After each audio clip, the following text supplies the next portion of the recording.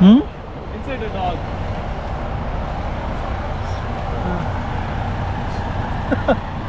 செத்து போச்சா?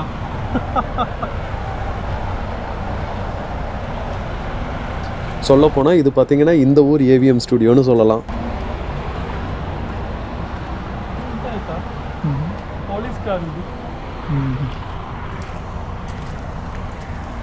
ஆனால் நைட்டெல்லாம் தனியாக வந்து இந்த ஏரியாவில் மாட்டிட்டோன்னா ஏதோ ஜாம்பி படத்தில் இருக்கிற மாதிரியே இருக்குங்க.